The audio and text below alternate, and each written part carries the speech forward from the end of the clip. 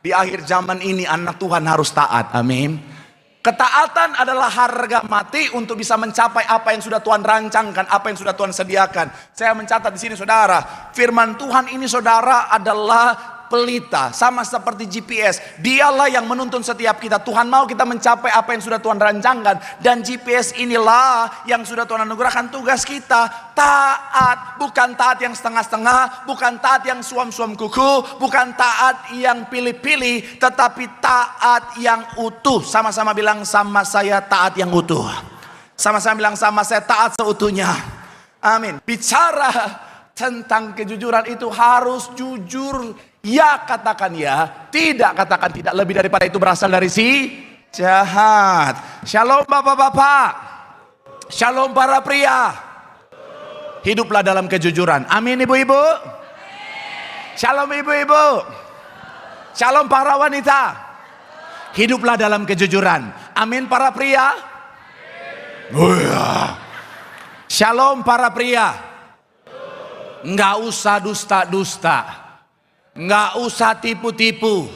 Saya mau bilang ya buat para pria-pria ya, kau mau sehebat apapun dusta, wanita punya karunia mencium aroma-aroma kebohongan radius 2 km.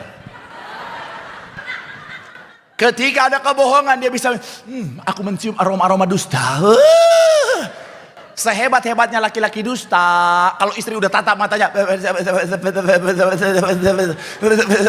ketahuan pak, ketahuan.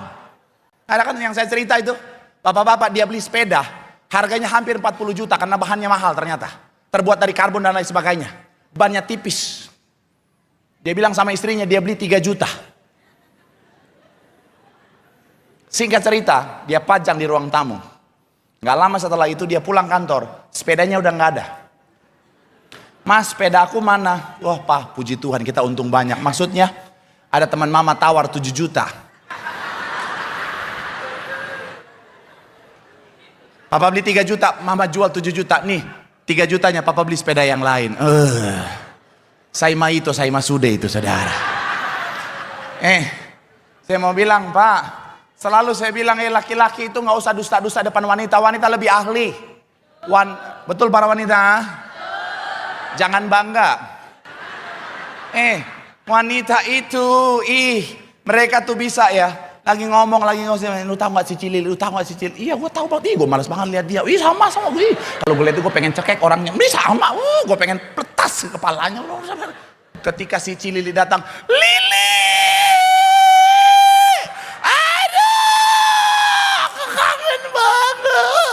Aduh, kita tuh lagi ngomongin kamu tuh enggak? Iya Tuhan Yesus. Oh my God. Jangan ketawa wanita, bertobat. Oh Tuhan. Sampai malaikat aja lihat, wow, respect. Saya mau bilang saudara, ketidaktaatan kecil bisa punya dampak yang besar. Ketidaktaatan yang kecil itu yang dari perspektif kita dapat menjadi celah iblis untuk masuk dan menghancurkan kehidupan setiap kita. Itu kenapa sekali lagi saya mau bilang saudara, hiduplah dalam ketaatan. Karena dalam ketaatanlah kita akan mencapai apa yang sudah Tuhan sediakan. Tepuk tangan dulu yang paling meriah buat Tuhan.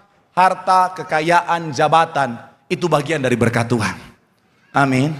It's okay untuk kita terima, it's okay untuk kita nikmati, tapi pastikan tetap hanya di tangan saja, jangan sampai menguasai hati kita.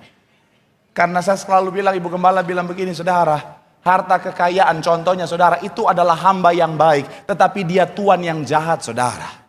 Kalau kita jadikan hamba artinya dia cuma sampai di tangan kita, it's okay, kita bisa pakai itu dari Tuhan untuk kemuliaan nama Tuhan. Hati-hati. Jangan izinkan keduniawian mengikat setiap kita, saudara. Saya analogikan begini, saudara. Harta, tahta, kekayaan, jabatan, keduniawian, saudara. It's okay selama itu di tangan kita, saudara. Selama itu di tangan kita, ya pegangan sini, ayo, sini. Om pimpa lah, yuk nggak meneng. Pegang ya bener. Selama itu di tangan kita, saudara, it's okay, saudara. Supaya apa? Supaya kapanpun kita bisa lepas. Tadi janjiannya ringan ya. Jangan pegang. Supaya ketika akhirnya saudara tiba waktunya kita dapat dengan mudah melepaskannya saudara. Itu seharusnya. Jadi nggak apa-apa punya kekayaan, punya jabatan, punya segalanya, saudara. Tapi yang bahaya, kita membiarkan itu masuk. Ketika keduniawian itu merasuki sampai hati kita, saudara. Kenapa? Ada yang salah. Yang bahaya, kalau kita izinkan itu merasuki hati kita, itu kenapa kita bilang apa? Bukan uang yang menjadi akar kesalahan, tapi cinta kan? Uang. Ketika dia sudah merasuki hati kita, maka kita mau lepas jadi susah. Kita nggak bisa akhirnya menerima keselamatan yang sebenarnya Tuhan sudah sediakan. Karena itu tadi, ini semua menarik setiap kita.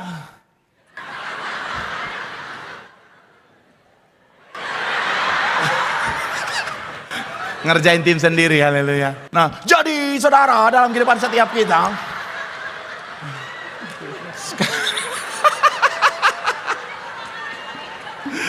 aduh, maaf Tuhan bercanda. Oke? Saya mau bilang, jangan duniawi. Kenapa? Karena sekali keduniawian bisa mengikat setiap kita. Amin. Sekali lagi, jangan duniawi, amin. Supaya apa? Supaya kapanpun waktu Tuhan kita terangkat dan pesta di sorga. Tepuk tangan dulu yang paling meriah buat Tuhan. Apa yang kita lihat, jangan izinkan itu mengintervensi iman kita. Karena kadang-kadang ketika kita dalam kondisi sama seperti istri Lot, dalam keadaan masalah, tantangan, persoalan kehidupan, ketika kita nggak lihat jalan keluar, ketika kita nggak lihat pertolongan, ketika kita nggak lihat berkat, ketika kita nggak lihat mujizat, iman kita justru yang terintervensi dan akhirnya jadi lemah. Sekalipun kita nggak melihat, kita sebagai anak Tuhan harus tetap percaya. Karena memang seringkali Tuhan izinkan kita tidak melihat untuk membangkitkan, untuk membentuk, untuk mendewasakan iman setiap kita. Karena iman bukan soal kita lihat baru percaya, tapi justru walau kita tidak melihat, kita tetap percaya. Karena ketika kita punya iman yang adalah fondasi, saat itulah kita akan melihat apa yang kita percayai menjadi bagian realita dalam kehidupan setiap kita. Itu kenapa sekali lagi saya mau bilang, saudara, ayo tetap percaya, saudara. Tuhan tuh tahu kebutuhan kita, asalkan kita percaya. Sekali lagi saya mau bilang, saudara, ayo. Saya nggak tahu kondisi saudara apa, tapi selama kita berjalan dalam ketaatan, sekalipun kita nggak lihat, nggak usah takut. Karena dia Tuhan yang jamin. Melangkah dengan iman, amin. Sekalipun kita nggak lihat, tetap percaya. Karena dia Tuhan yang sanggup menyediakan bagi kita. Tepuk tangan yang paling meriah buat Tuhan. Firman Tuhan mengingatkan setiap kita di akhir zaman, ingatlah akan istri Lot. Ada 3 hal yang harus kita waspadai. Yang pertama, hati-hati terhadap ketidaktaatan. Ketidaktaatan akan membawa kita pada kebinasaan. Milikilah ketaatan yang mutlak. Jangan anggap remeh ketidaktaatan, jangan berkata, oh ini hanya ketidaktaatan kecil. Karena sekecil apapun celahnya, iblis bisa masuk dan menghancurkan kehidupan kita. Yang kedua, hati-hati dengan keduniawian. Harta, kekayaan, jabatan, semua itu adalah bagian dari berkat Tuhan. Selama kita tahu bahwa itu hanya sampai di tangan setiap kita. Jangan akhirnya kita izinkan itu menguasai hati kita, karena itu akan menarik setiap kita.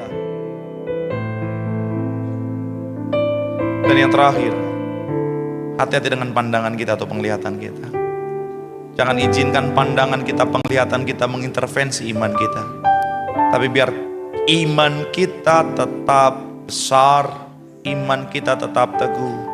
Sehingga kita bisa berkata, walaupun ku tak dapat melihat, aku percaya Tuhanku sanggup menyediakannya bagiku.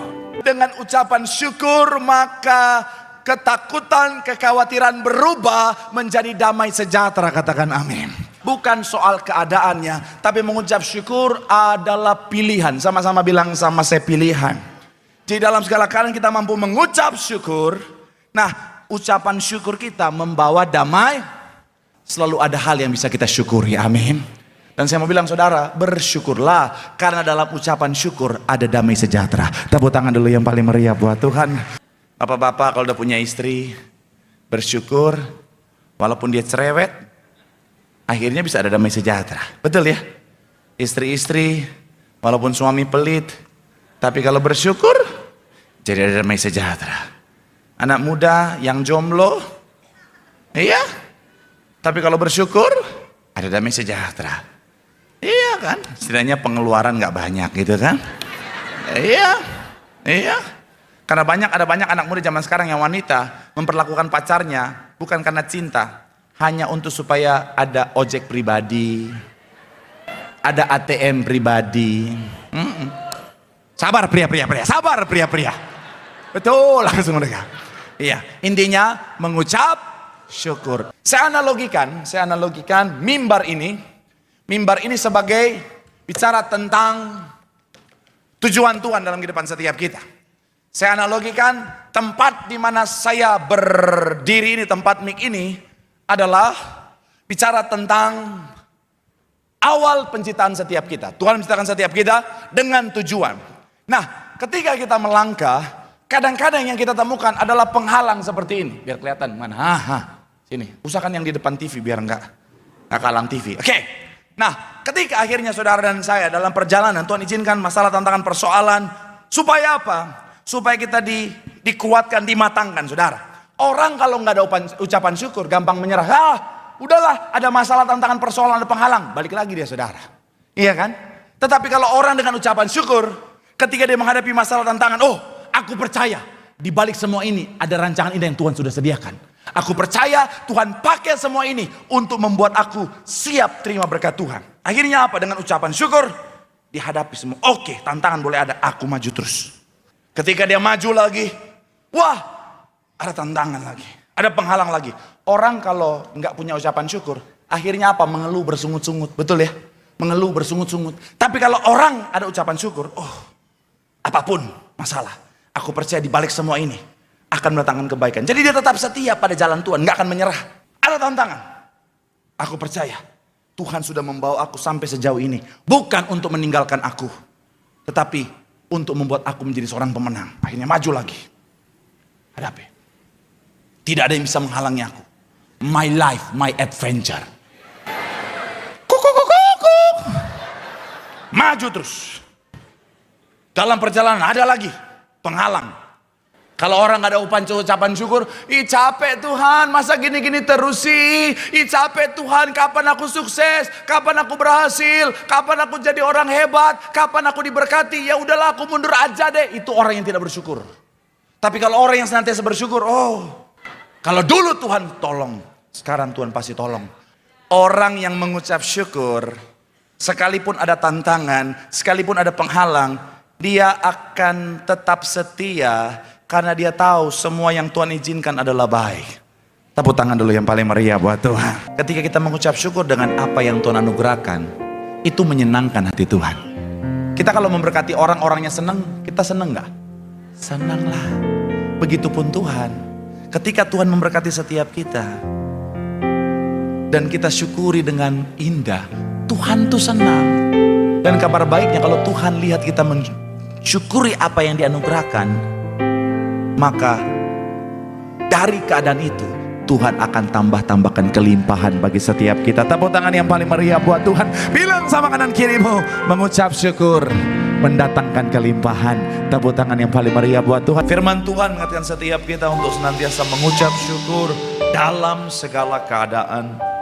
Karena ketika kita mengucap syukur dalam segala keadaan, apapun keadaannya, ada damai sejahtera yang Tuhan anugerahkan. Ketika kita mengucap syukur, maka kita akan tetap berada dalam rancangan indahnya Tuhan. Dan ketika kita tetap mengucap syukur, itu menyenangkan hati Tuhan dan membawa kita pada kelimpahan yang Tuhan sediakan. Itu kenapa apapun keadaanmu hari ini, apapun yang Tuhan percayakan hari ini, katakan terima kasih Tuhan. Kami bersyukur karena semuanya baik. Kami bersyukur karena anugerah-Mu luar biasa. Kalau hari Tuhan sepertinya izinkan masa-masa sukar, jangan tuduh Tuhan gak peduli sama saudara. Jangan tuduh Tuhan meninggalkan kita. Karena justru dalam penyertaannya dia izinkan masa-masa yang berat supaya membuat kita siap terima berkat Tuhan yang besar. Tepuk tangan dulu yang paling meriah buat Tuhan. Tuhan menyertai Yusuf, tapi Yusuf diproses sama Tuhan. Tuhan menyertai Daud, tapi Daud juga diproses sama Tuhan. Tuhan menyertai Daniel, tapi Daniel diproses sama Tuhan. Tuhan menyertai Sadrak, Mesak, Abednego, tapi mereka semuanya juga diproses sama Tuhan. Kalau hari ini Tuhan izinkan masa-masa sukar, karena Tuhan mau memproses setiap kita, mau membentuk setiap kita untuk jadi pribadi yang kuat untuk terima berkat Tuhan yang besar. Sekali lagi tepuk tangan yang paling meriah buat Tuhan. Segala sesuatu yang baik butuh proses, katakan amin. Sama-sama bilang sama saya, semua ada prosesnya. Amin. Dan saya mau bilang saudara, dalam proses itulah Tuhan lagi mau mempersiapkan setiap kita untuk jadi pribadi yang sangat luar biasa, katakan amin. Itu kenapa kalau doamu belum dijawab sama Tuhan, itu kenapa kalau karirmu tak kunjung naik padahal kau sudah berdoa, bisnismu tak kunjung naik walaupun kau sudah berdoa. Karena kadang-kadang Tuhan lagi mau mempersiapkan setiap kita. Nah, masalahnya kita seringkali terbiasa dengan semua yang serba instan, kita mau semuanya serba cepat. Saya mau bilang saudara, Tuhan punya waktu yang terbaik bagi setiap kita. Jangan akhirnya saudara, kalau karirmu nggak instan naik, akhirnya kau bilang, oh Tuhan nggak menyertai saya. Kalau misalnya bisnismu nggak naik dengan instan, oh Tuhan tidak menyertai saya. No, dia Tuhan yang menghargai waktu, katakan amin. Saya suka filosofi namanya Chinese bambu. Jadi Chinese bambu ini saudara kalau ditanam 5 tahun pertama sepertinya nggak ada apa-apa. Ketika ditanam sepertinya nggak ada yang muncul. Di saat pohon-pohon yang lain sudah tumbuh tinggi saudara, Chinese bambu dia seperti tidak ada pertumbuhan apa-apa. Tapi setelah 5 tahun, setelah akarnya bertumbuh jadi kuat, dalam waktu sangat singkat dia bisa menjulang tinggi lebih daripada puluhan meter dalam waktu yang singkat saudara. Saya mau bilang Tuhan lagi mau mempersiapkan setiap kita untuk menjulang tinggi dengan luar biasa. Tetapi ada proses, ada waktu yang Tuhan mau kita jalani dulu. Bukan karena Tuhan gak menyertai kita, tapi karena Tuhan lagi mau mempersiapkan setiap kita. Kalau sudah waktunya, kita akan diangkat naik dan diberkati luar biasa. Tepuk tangan sekali lagi yang paling meriah buat Tuhan. Domba itu di belakang, gembala di depan. Kenapa? Karena gembala itu penentu arah. Ayo. Ya, jadi domba kemana? Gembala kemana? Domba ikut. Iya dong. Kenapa? Karena gembala yang paling tahu di mana tujuannya. Gembala yang tahu di mana rumput yang hijau itu tersedia. Gembala yang paling tahu di mana jalan yang aman. Gembala yang paling tahu bicara tentang kemana harus pulang. Ada yang salah dengan domba-domba saya? Dalam perjalanan kadang-kadang ada domba-domba yang so iye. Domba-domba yang suka variasi sendiri. Nah kayak gitu. Domba-domba lain kemana, dia kemana. Padahal di depan ada jurang. Nah makanya gembala ada tongkatnya. Dan kau saudara lihat mana gambar Tuhan Yesus tadi. Lihat tongkatnya sama kan dengan ini. Iya kan. Saya mau bilang ya, payung ini tuh Kristen banget. Jadi kalau ada yang bukan Kristen pakai payung ini, setika itu dia juga jadi Kristen saudara. Payung ini Kristen banget. Munculkan gambar Tuhan Yesusnya. Oke, saya lagi. Jadi kalau kau pakai payung begini, kau Kristen hari ini. Nah, tujuannya kenapa ada lengkungan ini? Supaya ketika ada domba salah jalan, ini buat kembalilah. Jadi tujuannya itu kenapa? Supaya si domba-dombanya tetap pada rancangan yang sudah disediakan buat mereka.